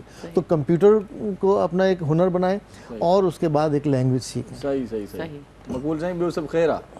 अल्हम्दुलिल्लाह। मां हिकिड़ी ॻाल्हि तव्हांखे रहिजी वई जो बर्दाश्त जे हवाले सां मुंहिंजी ज़हन में हिकिड़ी नंढड़ी अची वई आहे। हा न इन मौज़ूअ ते 2 लाइनूं हिकिड़ो ॻाल्हाईंदुमि त हीअं त कुदरती सलाहियत हूंदी आहे जो के माण्हू अल्लाह ताला कंहिंखे बर्दाश्त जो मातो ॾिए, पर हिते डायनेटिक सेंटर हिकिड़ो आहे, उन में 52 कोर्सिस कराइनि था जंहिंमें इहो बर्दाश्त वारी शइ बि आहे। उन में ड्रिल्स हूंदियूं आहिनि, ड्रिल्स कराईंदा आहिनि ऐं उन में एतिरो उन ते कंट्रोल हूंदो आहे जो जॾहिं उन ते पूरो अबूर हुनखे अची वेंदो आहे त उन जी ज़िंदगी एतिरी आसान ऐं सुठी उनखे लॻंदी आहे जो त ख़बियत मश्कूं हूंदियूं आहिनि। जेकी बि एंटी ॻाल्हाईंदा आहिनि उन ज़हनी तौर ते मक़सदु मुस्कुराईंदो रहंदो आहे ऐं कंहिं बि क़िस्म जी उनखे का परेशानी या कंहिं मक़सदु इहो न हूंदो त मां एंटी थी वञा ऐं हिन सां मां उन हिसाब सां ॻाल्हायां, बिल्कुलु रिलैक्स ऐं उहो इंजॉय कंदो आहे। त इहो जेकॾहिं ज़रूरी आहे ये ट्रेनिंग तमामु मुंहिंजे ख्याल में असां ख़ासि तौर ते असांजे माहौल में ऐं असां में तमामु ज़रूरी आहे शइ। बर्दाश्त ज़रूरी आहे न तमामु, जंहिंखे इहो अल्लाह ताला ॾात ॾिनी आहे ईअं सम्झो त उहो मक़सदु आहे त कामयाबी हा एक्स्ट्रा उन में अल्लाह ताला ॼणी आहे शइ। हाणे अॼुकल्ह कहिड़ियूं फिल्मूं था ॾिसो, कुझु असांखे ॿुधायो, छो त तव्हां ॾाढा शौक़ीन आहियो फिल्मुनि जा। भले माना सिनेमाऊं बंदि हुजनि पर तव्हां वटि सदाईं माना कंहिं न कंहिं तरीक़े सां लैपटॉप में या मोबाइल में ॾिसंदा हूंदो। न सही था चओ, बसि दिलि चाहींदी आहे कॾहिं कॾहिं मक़सदु मोकल जो ॾींहुं हूंदो आहे त का सुठी जेकी पाकिस्तानी फिल्म लॻंदी आहे। सुमिर साहिबु उहो माण्हू आहे जेको हिकिड़ी फिल्म माना वरी वराए 20-25 चकर ॾिसंदो आहे। अञा मथे मतलब एतिरी बर्दाश्त आहे, इहा बि बर्दाश्त आहे। सही उहो पुराणियूं साॻियूं फिल्मूं वरी माना रिवाइज़ कंदा आहियो पंहिंजी मेमोरी जेके ॾिठल हूंदियूं आहिनि उहा ॿीहर नए सिरे सां ॾिसंदो आहे, उन में ॾिसंदो आहे त कहिड़ियूं उन ज़माने में कहिड़ी ख़ासि ॻाल्हि हूंदी जो असांखे सुठियूं लॻंदियूं ऐं जेके ग़लतियूं असां हाणे नज़र ईंदियूं बि आहिनि त उन ज़माने में असांखे छो न नज़र ईंदियूं। ऐं हर फिल्म जेकी मक़सदु किरियल खां किरियल सिल्वर जुबली गोल्डन जुबली कंदी ऐं हाणे ॿीहर असां सुठी फिल्मूं ॾिसंदा आहियूं, पर हाणे जे दौर खां ॾिसूं त उन में कमियूं आहिनि। सही हाणे माना जेकी सिनेमाऊं डिजिटल थी वियूं आहिनि, जेके सिनेमाऊं हुयूं पुराणी हर शइ ते उहे वधीक बिज़नेस कंदियूं बिल्कुलु हर शइ ते गिरफ़्त आहे हाणे हिन टाइम में। अॻे हल्कियूं फुल्कियूं ग़लतियूं थी वेंदियूं पोइ बि मक़सदु रिलीज़ थी वेंदी फिल्म। सो हाणे वरी थोरो माहौल चेंज आहे। हा लालो त सॼी उमिरि रहियो हूंदो, इंडस्ट्रीअ में वधीक ख़बर हूंदी। लालो सां गॾु आहे। यूसुफ भाई मुझे ये बताएं कि टिकटॉकर जो बड़े यूज़र हैं उनकी फॉलोइंग बड़ी होती है लेकिन वो खुद फॉलो किसी को नहीं करते, ज़ीरो होता है, ये क्या चक्कर है? क्यों ये चीज़ तो है? इसकी वजह कि मैं ये बता रहा हूँ आपको कि जब आपको टिक लग जाता है, ब्लू टिक जिसे बोलते हैं, ऑफिशियल जब आप हो जाते हैं टिकटॉक पर, तो अगर आप किसी को आपको लाइक की लिमिट होती है आपके पास या आपको कमेंट्स की लिमिट होती है कि आप किसी को कमेंट्स कर रहे हैं, अगर आप ज़्यादा करें तो आपकी आईडी स्लो हो जाती है, आपकी वीडियो वायरल नहीं होती। तो उस वजह से हमारे जितने टिकटॉकर जो बड़े अपने आप को कहते हैं, खैर मैं तो करता हूँ जितने में इस पर गुंजाइश होती है लाइक की। लाइक की बात नहीं करा, फॉलोअर की बात कर, मैं उधर ही आ रहा हूँ। तो फॉलोइंग जो अब मेरी तो 4 मिलियन है। अच्छा 4 मिलियन पे मेरे तकरीबन मेरे कोई 50 मिलियन मेरे लाइक हैं, 50 मिलियन के करीब। तो मैं अब जिसको फॉलो करता हूँ तो उसकी आईडी ग्रूम होती है, मेरी आईडी ज़रा फ्रीज हो जाती है। अच्छा तो फिर मैं इसको वक्त के लिए करता हूँ। जो बोलता है ना कि यार जैसे मैं बोलता है कि सब एक वीडियो बना के भेज दें, मैं किसी को भी वीडियो बना के भेजता हूँ तो वो वीडियो वायरल हो जाती है। मकसद कहता हूँ कि इसको फॉलो करो, लाइक करो, और मेरे जितने फ़ैन हैं उनको लाइक फॉलो करो। तो मैं इस टाइप पे निकाला है मैंने अपने आप को कि उनकी दिल आज़ारी ना हो बच्चों की। तो मैं यहाँ से एक वीडियो बना के उनको देता हूँ, मतलब ये अपनी आईडी पे लगा लें अपनी, तो इंशाल्लाह ताला आपकी फॉलोइंग बढ़ जाएंगी। जो मेरे फ़ैन होते हैं वो उनको फॉलो करते हैं। सही मतलब ऐसे इस तरह से काम चलाएगा, कभी कभार फॉलो करके अपने आप को भी आप बचा रहे हो और दूसरों को भी आप बेनिफिट दे रहे हो कि आप वो भी करें काम। सही। मेरी टीम है, ये मेरे बच्चे हैं, सारे मेरे साथ होते हैं, और हम लोग बस चंद लोग हैं, और अपने जो वीडियोस बनाते हैं उसमें यह है कि मैं इनको कुछ साथ में बना रहे हैं, सब साथ में होते हैं हम लोग। ये बच्ची मेरे साथ हैं, विकी मेमन है, मनाइल है, किन्जा है, अदील ग्रुप का है। कोई नाम शाम रखा है? कभी कभार नाम भी लगते हैं, टैग्स होते हैं ना भाई? नहीं हम तो नहीं रखते, लेकिन मेरी कोशिश ये होती है कि मैं इस्लाह दूँ। अच्छा, सही। इस्लाह की वीडियो हो कि किसी को जैसे इस्लाह कर सकूं कि जैसे बाप बेटे को कर रहा को नसीहत हो, जो नसीहत हो। जरूरी है। जैसे अभी मैंने एक वीडियो बनाई आर्मी के लिए, मतलब कि मेरा बच्चा, ये विक्की को दिखाया कि बेटा है मेरा, है बेटा मेरे शागिर्द, मेरी औलाद हैं, ये मेरे बच्चे हैं। तो अचानक ख्याल आया कि यार एक वीडियो बनाते हैं। मैं उस पर बताता, एक पागल लगा हुआ था, वो टिश्यू कर रहा था, वो जीन्स पहनी हुई थी उसने आर्मी की। तो मैंने उसको देखा, जैसे फोकस किया मैंने फ़ौरन उसको, मैंने विकी यार वीडियो बनाते हैं। खैर हमने वो वीडियो बनाई, अल्हम्दुलिल्लाह बहुत वायरल गई वो। क्या था उसमें? उसमें ये था कि ये मेरा बेटा होता है, जहाज़ पे गया होता है, इसके बच्चे होते हैं। अच्छा। तो वही मेरी स्टोरी बनाई 3 सेकंड के अंदर। मैंने बोला इसके बच्चे होते हैं, ये आता है, बोला बाबा मेरे मुल्क की मुझे ज़रूरत है। अच्छा। मैं बोलता बेटा अभी तो आप छुट्टियों पे आए हो।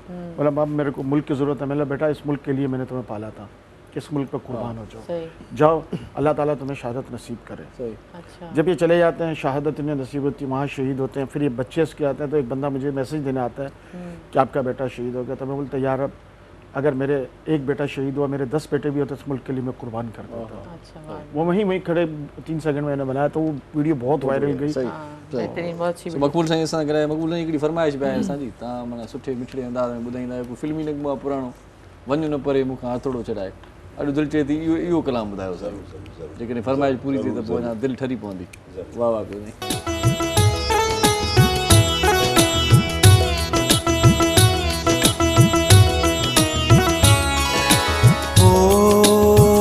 वञु न परे मूंखां हथड़ो छॾाए, हो वञु न परे मूंखां हथड़ो छॾाए, कर न जुदाई मुंहिंजी दिलड़ी वसाए, हो वञु न परे मूंखां हथड़ो छॾाए।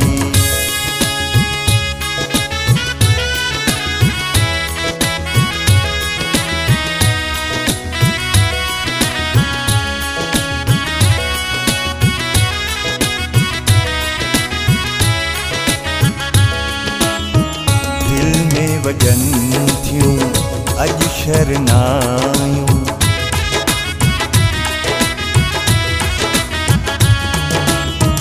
दिल में वजन थियूं अॼु शरनायूं, गीत पिरी पंहिंजा गॾिजी ॻायूं, हो मुंहिंजे अखियुनि में तुंहिंजूं जायूं, थी न जुदा मुंहिंजी जुगड़ी जलाए, हो वञु न परे मूंखां हथड़ो छॾाए।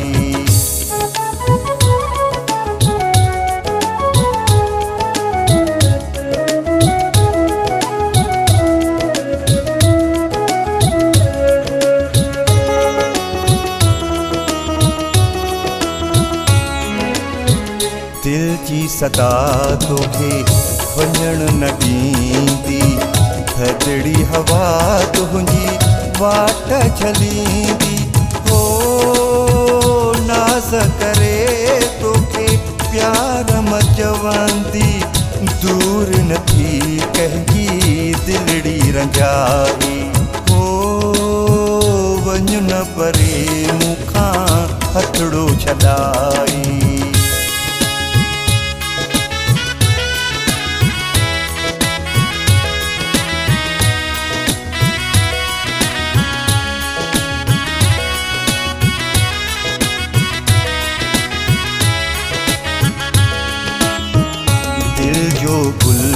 दर्शन तोई सचायो उन में पहुँचो प्यार वसायो ओ तो खां सिवा मुंहिंजो जीअण अजायो मिल त सही पंहिंजो कुर्ब वठाई हथोड़ो चढ़ाए वञण परे मूंखां हथोड़ो चढ़ाए।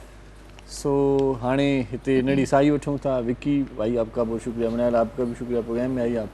सो मोटी अचूं था नड़ी साई खां पोइ वरी कचहरी कयूं था महिमाननि सां। ॾिसंदा रहिजो। सलाम। सलाम सिंध। मुझे सिंध के सलाम सलाम सिंध, मुझे सिंध के सलाम सलाम सिंध। जी welcome back after commercial brake.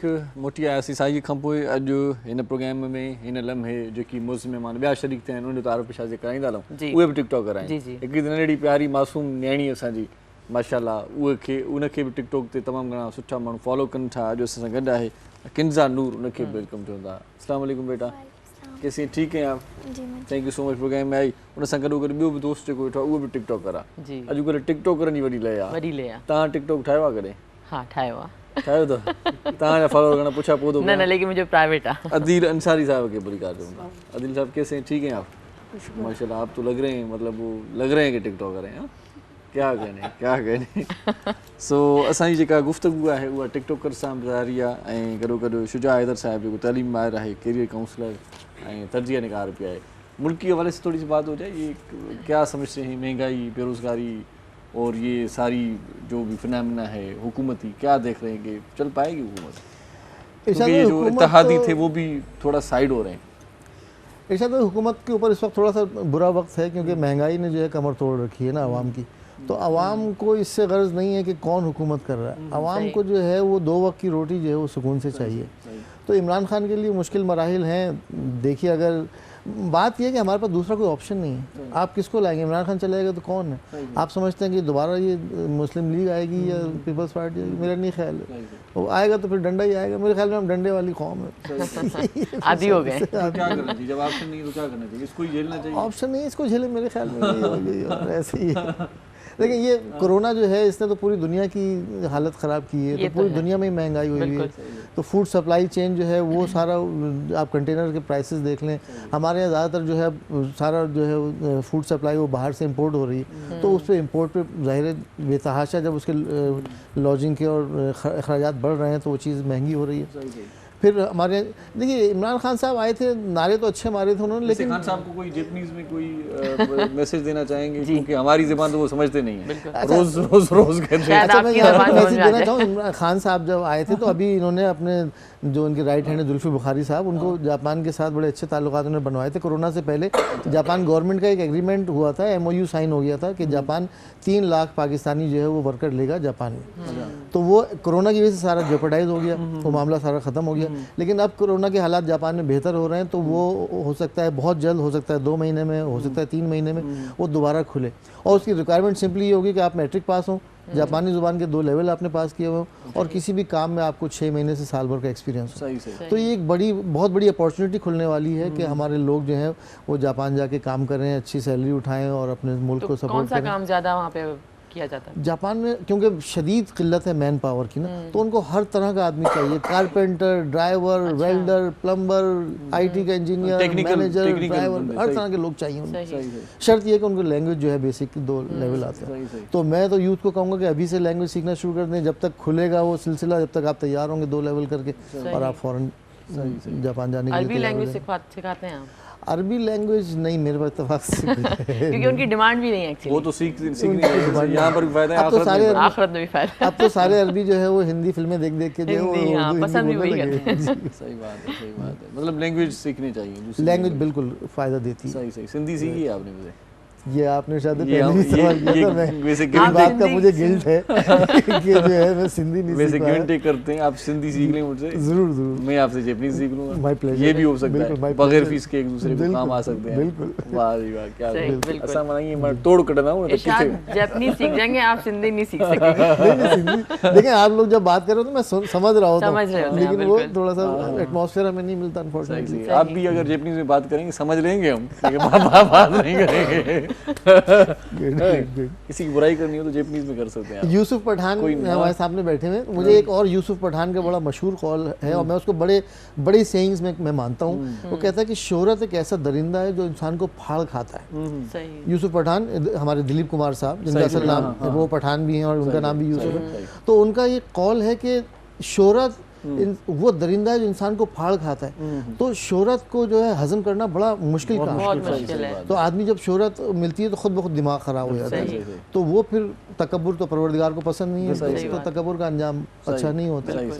तो शोहरत के हवाले से मुझे यूसुफ भाई को देख के याद आया। लेकिन इनको शोहरत मिली है तो इन्होंने दूसरों को भी आगे मोटिवेट ये किया है। माशाल्लाह। छोटी सी गुड़िया हमारे साथ है, मैं गुड़िया ही कहूँगा क्योंकि माशाल्लाह प्यारी सी बच्ची किंजा नूर हमारे साथ हैं। किंजा टिकटॉक बनाती हैं, कब से बना रही है? 7 महीने हो गए। 7 महीने हो गए। कितने फॉलोअर हैं अब? पता है कि ये होता है कि टिकटॉकर से पहले ये सवाल किया जाता है फॉलोअर कितने, पता लग जाता है। 17,000 हो गए। 17,000 70,000। मैं तो 17,000 पे भी माशाल्लाह कर रहा था, अब डबल माशाल्लाह। बच्ची मेरे साथ तकरीबन मेरे हर वीडियो में मेरे साथ होती है और अल्लाह का करम है कि ये अच्छी वीडियो बनाती है और बहुत एक्सपर्ट है इस बात। तैयार किया है मैंने इनको कि आगे आने वाले हमारे आर्टिस्ट। अच्छा बेटा, वो तालीमी कैरियर भी अपना संभाल के रखिए, मतलब वो जारी पढ़ रही है। ऐसा ना हो कि टिकटॉक के चक्कर में फिर पढ़ना ही छोड़ दें आप। पढ़ती हैं वैसे आप? कौन सी क्लास में पढ़ती हैं? 7 में पढ़ती हैं, माशाल्लाह। चले 7 क्लास में जो है टिकटॉक स्टार बन गई। तो स्कूल इतनी छोटी सी उम्र में शोहरत मिल गई, अच्छा लग रहा होगा बहुत ज़्यादा। स्कूल में भी बस पसंद करती हैं बच्चियाँ, फ्रेंड्स जो हैं कहती हैं हम तुम्हें देखते हैं। माशाल्लाह, अच्छी बात। सही सही। कभी किसी को बोला है मेरी वीडियो आ गई लाइक कर दो? नहीं। शुरू में तो बोला होगा। मुझे बोलती है अब्बा वीडियो फॉर यू पे देखो तो लाइक कर दो। अच्छा। मुझे कहती है। नहीं, बहुत सारे ऐसे होते फॉर यू पे आया तो स्क्रीनशॉट भेज देना, पता लगे वाकई सच में आया था फॉर यू पे। सही सही सही। अच्छा, फॉर यू पे आने का क्या सिलसिला होता है, थोड़ा सा मुझे बता दें, किस तरह से आते हैं लोग? फॉर यू पे आने का ये कि आपकी वीडियो की जो आप वीडियो बनाते हैं वो क्लियर होनी चाहिए, तो कंटेंट अपना हो, कंटेंट अपना हो और उसमें कुछ ऐसी चीज़ों की नहीं हो। सही। अच्छा, कुछ ऐसी चीज़ उसमें डालें कि 1-2 स्टेप हो, क्योंकि 14-15 सेकंड की काम है, पूरा 15 सेकंड 3 मिनट की वीडियो भी आ रही है। वो तो खैर वायरल नहीं होती, वो ऐसे लोग वो कर रहे हैं। बेसिक जो है 12 से और 15 सेकंड की वीडियो वायरल जाती है। अच्छा अच्छा अच्छा। आप जितनी भी बड़ी बना ले नहीं जाती। अच्छा। आप जितनी बड़ा कंटेंट बनाते हैं वो नहीं जाते हैं। तो फॉर यू के लिए बेसिक ये है कि आप उसके ऊपर एक तो वीडियो अच्छी बनाएं, कंटेंट अच्छा बनाएं उसका, फिर उसको टाइमिंग पर उसको अपलोड करें, जो टाइमिंग आती है उसकी। अच्छा। टिकटॉक की टाइम होता है 9 बजे किसी का टाइम है, किसी का रात के 10 बजे, किसी का 11 बजे, किसी की सुबह 7 बजे, किसी की 8 बजे। मतलब कि टिकटॉकर का टाइम होता है? जी, टिकटॉक अपलोड करने का टाइम होता है। शेड्यूल दे देते हैं कि आप रूल है उनके, कौन देख रहा है, कौन। तो उसके ऊपर फिर पूरे, जैसे अब मैं इंटरनेशनल में ऑफिशियल हूँ उस टाइम टिकटॉक पे, तो अल्हम्दुलिल्लाह पूरी दुनिया में मुझे देखा जाता है, पूरी दुनिया वीडियोस देखी जाती हैं और मुझे काफ़ी कंट्रियों से एज अ फिल्म के लिए ऑफर भी हुई है। सिर्फ टिकटॉक पे और मेरी मतलब कि जो स्लोमो मेरी जो चाल है और जो मेरा स्टाइल है। वैसे फैमिली के हवाले से थोड़ा सा बताएं, रिश्तेदारों ने कहा नहीं कि बहुत दुखी यूसुफ भाई आप अपना स्टाइल देखें, अपना अंदाज देखें, बहुत टिकटॉकर बन गए यार, ये कोई तरीका है? मैं ये कहूँगा कि देखें, आप किसी को गलत कमेंट्स करते हैं तो उसके बीच उसकी फैमिली भी होती है। तो मेरी भी फैमिली अल्हम्दुलिल्लाह, मेरे बच्चे हैं, मेरी बेटियाँ हैं। बच्चों को कहा होगा ना बाबा के काम देखो, जंप लगा रहा है, ये कोई फजीलत है? मैं, आप तो बेसिक जानते हो, मेरी फैमिली से वाकिफ भी हो खैर आप लोग तो। मेरा माशाल्लाह बड़ा लड़का मुफ्ती है अल्हम्दुलिल्लाह, बच्चे मेरे आलिम हैं, बेटियां मेरी आलिमा हैं। तो दुश्वारी ये हुई कि जब मैं वायरल हुआ तो मेरे पे मीम बनने लगे, यूट्यूब पर वगैरह मीम बनाने लगे और काफ़ी मेरे को निशाना बनाया गया। तो उसकी वजह से मेरी बेटियां जो हैं वो मुसीबत में आ गई। ओह अच्छा अच्छा। कि मेरे दामादों ने कहा कि यार आपका अब्बू ये कर रहा है, आपके अब्बू के लिए ये गालियाँ लोग देते हैं, फलाना करते हैं, फलाना करते हैं, अब्बू के काम देखो, अब्बू के काम देखो। तो मेरी बच्चियों ने बोला कि मेरा अब्बू तो पहले से आर्टिस्ट था। सही। जब आपने हमसे शादी की तो मेरा अब्बू तो एक्टर ही था ना, फर्स्ट फिल्मों में मैंने बहुत काम किया। तो बोला वो तो एक्टर है। खैर उन्होंने नहीं माना, उस पर यहाँ तक कि बड़ी नौबत, यहाँ तक कि मुझे उस दौरान अटैक भी हो गया। अपनी बेटियों का सदमा मैंने ले लिया। तो सदमा जो होता है औलाद का वो बहुत, बेटियां खास तौर। कितनी बेटियां आपकी? मेरी 3 बेटियां, एक तो तीनों के हस्बैंड ने मसले किए? नहीं, दो की किए थे। अब मेरी ये तीसरी बेटी 20 नवंबर को उसकी रुखसती है। अच्छा माशाल्लाह। इस 20 नवंबर को। तो दामाद को पहले ही बता दिया भाई मैं टिकटॉक? नहीं खैर वो तो उसको पता था बचपन के, हमारे पठानों में असल में बेसिक में मोहम्मद हूँ कौम का, मेरी कबीला है, हम कबील वाइज हैं। तो हमारे बच्चे जो 10 साल के होते हैं तो हम उसके ना रिश्ता दे देते बच्चियों का। तो 18 साल 3 महीने, 18 साल 4 महीने, 18 साल से ऊपर हम बच्चियों की शादी कर देते हैं। हमारे रिवाज भी है और दस्तूर भी है। खैर वो दुश्वारी है मुझे बहुत ही, जहाँ से जाता था लोग उल्टी सीधी बातें भी करते हैं, लेकिन कोई ये नहीं जानता कि अगर मैं किसी लड़की के साथ वीडियो बना रहा हूँ, मैं पूरी फील्ड के अंदर, आप देख लें सिंध टीवी से मैंने शुरुआत की कराची के अंदर आकर, अल्हम्दुलिल्लाह कोई भी हमारी एक्टर है बच्ची कोई भी किसी तरह देखे उसके सर पे मैंने हाथ रखा, बहन बोला बेटी बोला है। तो टिकटॉक पे भी मेरे लिए ऐसी है, मेरे बच्चे हैं, औलाद है मेरे, मैं इनको मोटिवेट कर रहा हूँ, मैं इनको सिखा रहा हूँ जो इनका शौक है। तो जिस तरह एकदम किसी को प्लेटफॉर्म नहीं मिलता, मैंने बहुत दिक्कत खाए, रोया धोया हूँ, सब कुछ किया, तो इनके लिए एक प्लेटफॉर्म मिला है कि टिकटॉक का, कि चलो इनको एक्सपीरियंस हो, आज कैमरा फेस कर लेते हैं। सही तो अल्लाह का शुक्र है परवरदिगार का, उसमें मेरे को रब ने। आदिल भाई आपने टिकटॉक्स कब से बनाना शुरू किए? 4-5 महीने हुए बनाते हैं। चलिए इस पे बात करते हैं आपसे। सर शुजात साहब, आखिर में कोई मैसेज देना चाहेंगे आप? जी, मैसेज यही है कि मेहनत करें और अपने आप को जो है ज़ाया मत करें। देखिए जानवर और इंसान में फ़र्क सिर्फ तालीम का है, वरना जानवर भी खाता है, सोता है, काम करता है, नस्ल बढ़ाता है और एक दिन मर जाता है। जानवर में और इंसान में सिर्फ फ़र्क जो है वो इल्म का है। तो अपने आप में और जानवर में फ़र्क पैदा करें, इल्म हासिल करें, इल्म हासिल करें, कोई सा भी इल्म जो है वो इंसान को दुनिया में भी कामयाबी देता है और परवरदिगार तक भी पहुंचाता है। थैंक यू सो मच शुजा भाई, आप प्रोग्राम में इल्म इंसानी ड्रीम काम पे। सो इतने नंढी साई वठूं था, ब्रेक वठूं था, हिकिड़ो ॿियो महिमान बि असांखे जॉइन कंदो, उन सां कचहरी तव्हांजी करायूं था, मक़बूल साईं खां कलाम बि ॿुधंदासीं अञा, ऐं टिकटॉक हिकिड़ो अदील अंसारी साहिबु असां अञा हाणे मिलियो आहे, त इन सां बि कचहरी कंदासीं नंढी साईअ खां पोइ। जी ब्रेक वठूं पाण। जी वक़्तु थियो आहे शॉर्ट ब्रेक जो, असां सां गॾु रहिजो सलाम सिंध में। मुझे सिंध के सलाम सलाम सिंध, मुझे सिंध के सलाम सलाम सिंध। सलाम सिंध में हिकु भेरो वरी तव्हांखे भलीकार चऊं था। मोज़िज़ हिकिड़ो ॿियो महिमान बि असांजे हिन सथ में शामिलु थियो आहे, अॼोके प्रोग्राम में शामिलु थियो आहे। प्रोग्राम जो बि जेकॾहिं चऊं त 2 कलाकनि जो जेको सथु हूंदो आहे हुन में शामिलु थी वियो न। जी जी। सो ॾाढो सुठो अदाकार बि आहे, मैगज़ीन बि हिकिड़ो कढनि पिया माशाल्लाह, हुन में मुलाक़ात आज की मुलाक़ात जे नाले सां। सो इन खां सवाइ सिंध टीवी ते हिकिड़ी फिल्म ॾिनी हुयूं वेझड़ में ईद वारे ॾियारनि ॾे, बर्दाश्त हुनजो नालो, बर्दाश्त आलमीनिया फिल्म।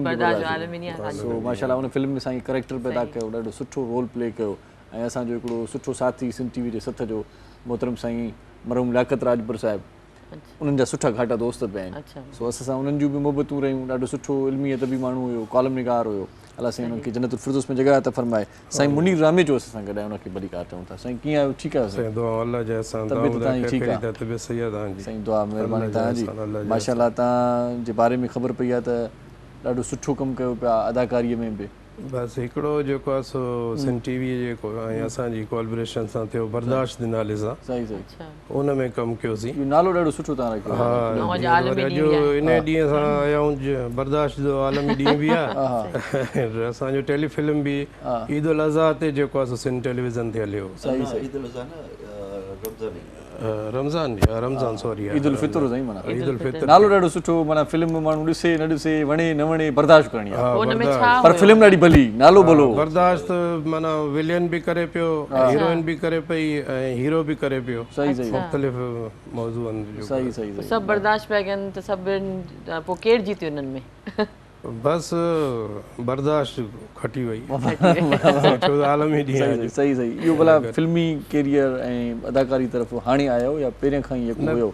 पहिरियों कॾहिं बि कंहिं असां त रिकॉर्डिंग बि कोन ॾिठी हुईसीं। अच्छा अच्छा अच्छा। पहिरियों दफ़ो जीअं त असांजी आहे MA प्रोडक्शन जे नाले सां, मक़बूल साहिबु असांजी MA प्रोडक्शन, उन में इहो साईं अज़हर जोखे साहिब जी महिरबानी जो सिंध टेलीविज़न ते इहो असांखे मौक़ो ॾिनो। सही सही। त हुन में असां कमु कयोसीं। वाह वाह। तो हाणे फर्दर असांजा आहिनि प्रोग्राम जेके MA प्रोडक्शन जे हवाले सां, उहे जेको आहे इंशाअल्लाह सिंध टीवी जी बि कोलैबोरेशन सां बिल्कुलु साईं सुठो दोस्त आहे, नाइस माण्हू आहे। तव्हांजो मैगज़ीन बि आहे आज की मुलाक़ात, मैगज़ीन आहे आज की मुलाक़ात जे नाले सां, उनजी डिक्लेरेशन थी आहे इंशाअल्लाह दिसंबर में उनजो पर्चो ईंदो। अच्छा। हा, उन में दिसंबर में पर्चो ईंदो, इन ते केतिरो ख़र्चो ईंदो? फर्स्ट टाइम वो 50 जे क़रीब तक़रीबन जो। अच्छा, मिली जुली कंदो ॿई? उन में छा आहे मैगज़ीन में? असां ॿिन्ही जी हिकु MA प्रोडक्शन ऐं मैगज़ीन जेका आहे उहो गॾु ई आहे माना। सही सही। अच्छा, प्रोडक्शन में सिर्फ़ फिल्मूं कयो था या ॿियो? फिल्मूं आहिनि, मॉडलिंग जा आहिनि, ॿिया टिया जेके भी उन में अचनि था सही, सही। फिल्मी अॼुकल्ह लाइन सुठो हले थो न, में प्राइवेट ड्रामा ड्रामास में ॾेख करे प्राइवेट माण्हू ड्रामास channels खे वग़ैरह ॾियनि था। आहे बिल्कुलु बिल्कुलु सही सही बिल्कुलु इहे सभु हिन में शामिल हूंदा इंशाल्लाह वाह वाह, माना हिकिड़ो पूरो प्रॉपर वर्क। प्रॉपर वर्क थींदो इंशाल्लाह सही सही, मक़बूल साईं जो साथ आहे, बिल्कुलु सही मक़बूल साईं जो ई त साथ आहे हुन सां ई जेको ॾींहुं राति आहे। हा बिल्कुलु ऐं तव्हांजो मैगज़ीन आज की मुलाक़ात आहे। आज की मुलाकात वाह आहे। क्या बात वाह क्या बात आहे, शेर पूरो थी वियो सो वाह वाह। अच्छा मूंखे इहो ॿुधायो त फिल्मी दुनिया में अचण खां पोइ छा महसूसु कयो त कुझु वक़्तु पहिरियां न अचो आहे त माना ॾाढो ईअं मज़ो अची वञे हा? बसि पहिरियों हे माना पिछाड़कारी आहिनि फिल्मुनि जा हा, बि ड्रामनि जा बि हा, दौर वञे बिल्कुलु। थो तब्दील थींदो, अॻे ज़माने हाणे वॾी काश वारो दौर हुनजो मज़ो हा हो। पहिरियों जो मौक़ो न मिलियो न पहिरियों हाणे जो इहो प्रोडक्शन ठाहीसीं त पोइ हुन में इहो मौक़ो मिलियो त जेको आहे सो साईं चयो त कमु करिणो आहे। सही मां चलो जेको आहे सो पोइ अज़हर साहब बि जेको आहे सो हिमतायो पोइ हिन में कमु कयोसीं जेको आहे सो सही सही, इहा जुनून हुयो पहिरियां खां ई माना इहो हा त किथे मौक़ो मिलियो। हा मौक़ो हाणे मिलियो सही, किथे ड्रामा फिल्मूं या स्टेज प्लेस न न दिलचस्पी सां ॾिसंदा हुयो? हा ॾिसंदा आहियूं कॾहिं कयो कोन को ड्रामो न कयो न को कंहिं हुन में कमु कयो सही सही, हीअ फस्ट टाइम जेको आहे सो इहो कयो इहा ॻाल्हि कयव कंहिंसां यार मूंखे अदाकारी शौक़ु आहे, मूंखे मौक़ो नथा ॾियनि?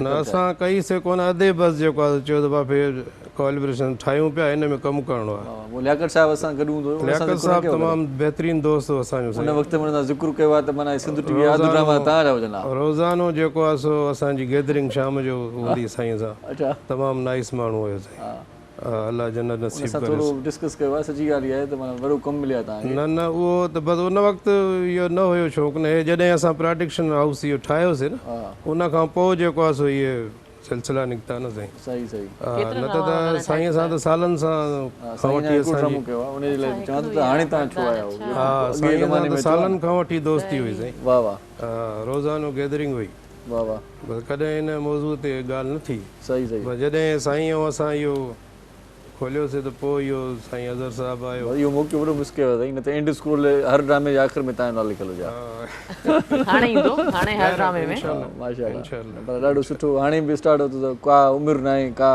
क़ैद न आहे, जोर ॾेखारिणो बसि। बिल्कुलु बिल्कुलु इंशाअल्लाह। वाह वाह, ॾाढो सुठो। मक़बूल साईं जो साथ आहे तव्हां, मक़बूल साईं कीअं एक्टिंग में भला साईं कीअं ॾिठो आहे तव्हां?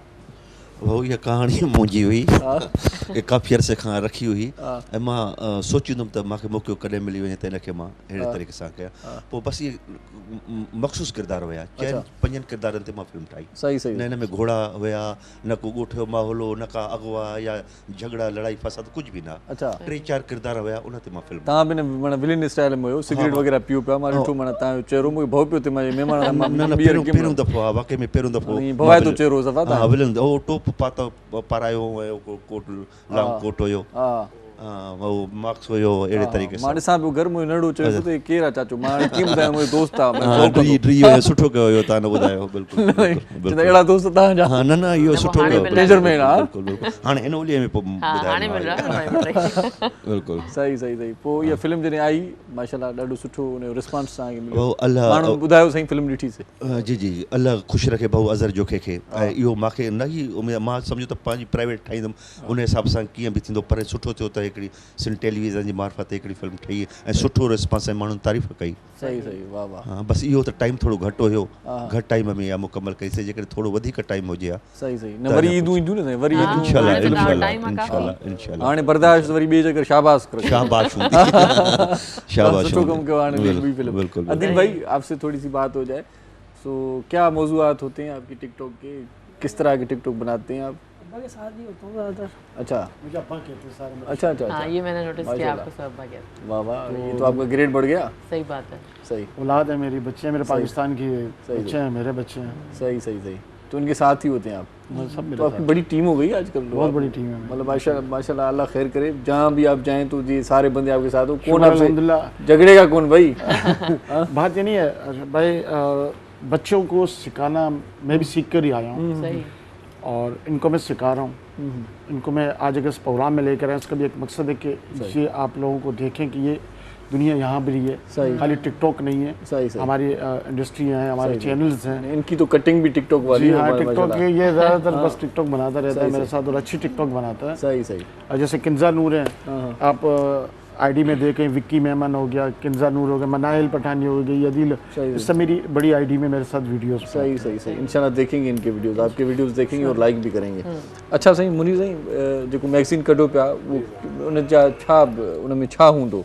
इल्मी अदबी मवाद आहे, सियासी मवाद आहे? हिकिड़ो त पॉलिटिकल करंट अफेयर्स सां उहो थींदो, ॿियो सिंध जा तारीख़ी माग ऐं सूफ़ी बुज़ुर्ग जेके हस्तियूं मतिलबु हिस्टोरिकल जेके माण्हू गुज़रिया आहिनि उहे उन्हनि ते, ऐं ॿियो बाक़ी वरी हिन जो या किचन जो जीअं टिप्स वग़ैरह थींदा आहिनि, हेल्थ टिप्स थींदी आहे, पोइट्री थींदी आहे, इहे मॉडलिंग आहे, उनजो कंहिं बि मॉडल जो हुन में फ़ोटो ऐं उनजी उहा हिस्ट्री जेका आहे उहा इहे उन कमु शुरू कयो त मवाद सभ खां पहिरियां असां वटि समर साण हुजे न, समर साण अॻे ज़माने त वरी पोइ लिखंदा इश्तिहार ॾींदा हुआसीं, मवाद मोकिलियो लेखकनि खे, मवाद हाणे काॾो माना मवाद कंहिंखे मवाद जी, हाणे त तव्हां ॾिसो त साईं सोशल मीडिया एतिरी उहो थी वई आहे, मवाद पाण खणी वठंदो आहे। हा, मवाद ई मवाद आहे, तव्हांजो पंहिंजो ई आहे, तव्हां जेको लिखियो आहे उहो तव्हां पाण लिखियो? हा, पंहिंजो बाक़ी टिप्स वग़ैरह या इहे त माण्हू लाज़मी आहे, इहे त सोशल मीडिया हिन तां वठंदो, बाक़ी जीअं पॉलिटिकल आहे, करंट अफेयर्स आहिनि, उहे त पाण माण्हू लिखंदो न सॼो।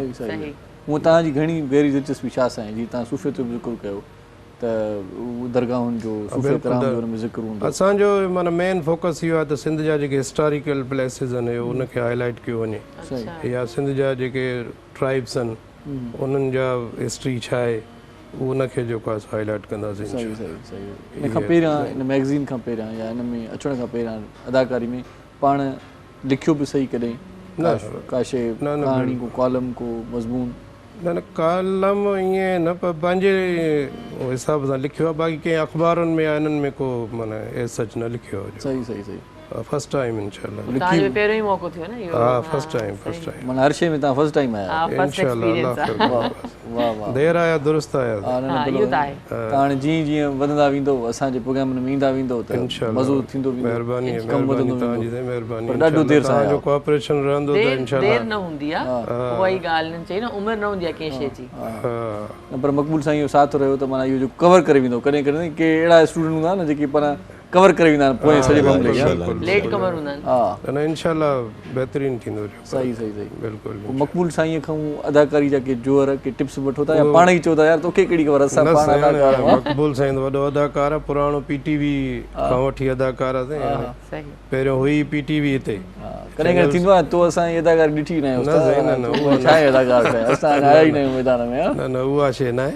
अच्छा, हा, असां अदाकारी अदे खां ख़ुशि सिखंदासीं अञा। वाह वाह, लॻा पिया आहियूं सिखण में। सही सही, माना तव्हांजो उस्ताद बि मक़बूल साईं आहे। कन अञा माना जेसि ताईं मक़बूल थियो वरी मक़बूल खे वरी साईं त मक़बूल थियल आहे न। हा, उहो त पहिरें खां ई मक़बूल आहे साईं न। सही, हाणे तव्हां मक़बूल थींदो इंशाल्लाह। हा, बसि पोइ साईं जे तवसुस सां असां बि कोशिशि कयूं था मक़बूल थियण जी। अच्छा, जेका फिल्म थी उनजो घर में फैमिली में रिस्पॉन्स कीअं हुयो? हा, सुठो सुठो माशाअल्लाह, दोस्तनि में बि सही अदाकारी कई अथव। हा, दोस्तनि बहरहाल तारीफ़ कई आहे, सुठो। अच्छा, वाह वाह, पोइ चयूं त अञा कमु वधायो। इंशाल्लाह वधाए कमु वधाईंदासीं इंशाल्लाह। ईअं ॿियूं कहिड़ियूं मसरूफ़ियतूं आहिनि, हिन खां सवाइ छा कंदा आहियो? बसि ॿियो त पंहिंजो थोरो कमु कयूं पिया प्रॉपर्टी जो, ॿियो असांजो राइस जो पंहिंजो कमु आहे। अच्छा, सही सही, इहे कमु पहिरियों मुंहिंजी सर्विस हुई पाकसूदी फर्टिलाइज़र में। अच्छा, मीरपुर माथेलो। सही सही, पोइ जॾहिं उहा प्राइवेटाइज़ थी त पोइ वरी असां छॾियोसीं। सही, बाद में वरी कराची आयासीं त इहे। सही सही, आख़िर में को मैसेज ॾियणो चाहींदो तव्हां? बसि असांजो इहो मैसेज आहे त बर्दाश्त कयो, जीअं त बर्दाश्त दो आलम ॾींहुं आहे, त बर्दाश्त सां ई इंसानु जेको आहे सो ख़ुशि गुज़ारे थो। बर्दाश्त न कंदो त तकलीफ़ुनि में रहंदो। सही सही, इन करे सभिनी खे मैसेज आहे त सभिनी सां मुहबत सां पेश अचो। सही, जेको को अहिड़ी ॻाल्हि करे त उनखे तव्हां बर्दाश्त कयो, उन में ई जेको आहे सो इंसान जी भलाई आहे, ख़ुशी आहे। कतोरा साईं, तव्हांजा हक़ीक़त इहा आहे त अॼु असां सभिनी थोरो थोरो ॻाल्हायो, बर्दाश्त असांखे मुहरम नाला कयो आहे जेको। इनखे मां सलाम थो पेश कयां। अॼु हुनखे असां माइक बि न ॾिनीसीं, हुनखे पाण ॻाल्हाइण जी सलाहियत महिरूम आहे अॼु। पाण हुन चुप आहे, सोचींदो हूंदो त अॼु मूंखे ॻाल्हाइण वारो न रहंदो। बर्दाश्त इन कयो आहे न, अॼु जो बर्दाश्त अवॉर्ड तव्हांखे थो वञे। वाह वाह वाह, साईं तव्हांजो आवाज़ नहीं दो, तव्हांजी माइक कोन्हे का। साईं आप कोई मैसेज देना चाहेंगे यूसुफ भाई? मैं अपने यूथ को मैसेज देना चाहता हूँ कि आप टिकटॉक पर अगर आप काम कर रहे हैं तो उसमें गलत वीडियो नहीं बनाएं। और अच्छी वीडियो बनाएं, कोशिश ये करें कि आप अच्छी वीडियो बनाएं, एक इस्लाह का मैसेज भी दें। सही। ठीक है, आप म्यूज़िक पे बनाते हैं, बनाएं आप लोग, लेकिन इस्लाह का लाजमी करें, क्योंकि हम पाकिस्तानी हैं पहले तो अल्हम्दुलिल्लाह, और पाकिस्तान के मेरे बच्चे हैं, और जो ख़ास तौर में जैसे आप लोग बोलते हैं कि बड़े टिकटॉकर जो हैं, मैं उनके लिए एक मैसेज देना चाहूँगा कि ये मेरे पाकिस्तान के बच्चे हैं। अगर आपको अल्लाह ने इज़्ज़त दी, कल इनको भी अल्लाह इज़्ज़त देगा। ये वक्त किसी का नहीं है, वक्त चलता आता है, तो आप इनके साथ वीडियो बनाया करें, इनके साथ पिक्स बनाया करें, सही, क्योंकि इनकी भी ख्वाहिशें बच्चों की वो सही। देखना चाहते हैं। तो न्यू जनरेशन है, सही, तो बुरे कामों से अल्हम्दुलिल्लाह बच रहे हैं। मेरे साथ जो बच्चे हैं, सही, मेरी ये कोशिश है कि मैं इनको बोलता हूँ कि बेटा आपने कोई सिगरेट, कोई नशा नहीं करना। सही, मेरे बहुत साथ- अच्छी बात है, बहुत अच्छी बात है। तो मेरी ये कोशिश होगी। चलें यूसुफ भाई, बहुत शुक्रिया प्रोग्राम में आए, आपका भी बहुत शुक्रिया बेटा, आपका भी यदि साहब शुक्रिया। साईं मक़बूल आख़िर में तव्हां खां दिलि चए थी त धमाल ॿुधूं असां। सो तव्हांजा लख थोरा प्रोग्राम आहे, मोहरम साईं तव्हांजी वॾी महिरबानी। सो तव्हांजो जेको बि दिलि जो हाल अहिवाल आहे इहो वरी तव्हां सुभाणे असांखे ॿुधाइजो, अॼु तव्हां माना गुंगा थी वञो। सो लख थोरा, तव्हां भोग ठका असांजो मिड़ी रहंदो आहे, मज़ो ईंदो आहे, प्रोग्राम में पंहिंजी पुॼाणी ते पहुचे थो। जी, सो मोकिलायूं भला, जी जी, असां मोकिलायूं था इरशाद जागीरनी शाज़िया शाज़िया शेख शेख। खे इजाज़त ॾींदा, पंहिंजो तमामु घणो ख़्यालु रखिजो। जी लतीफ़ जी मिठी ॿोली सदाईं गॾु।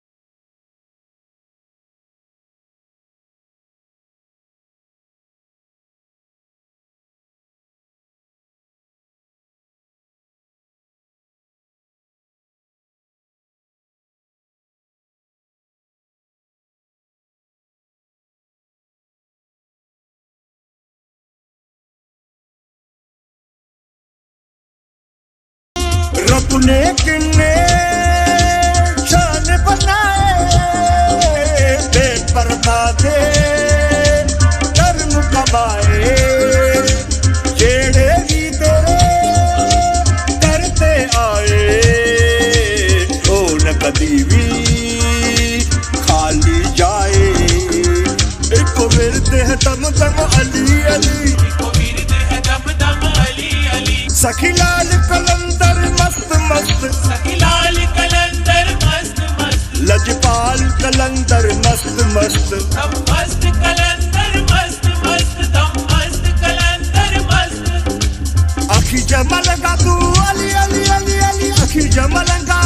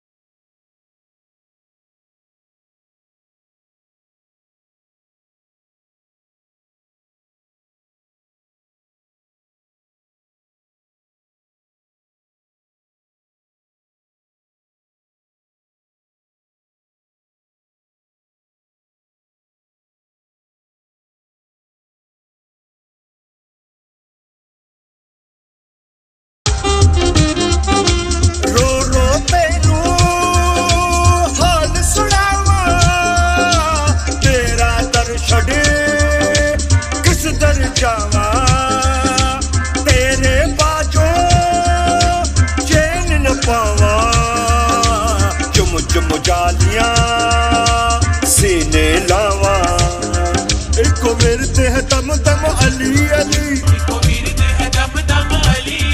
सखी लाल कलंदर मस्त मस्त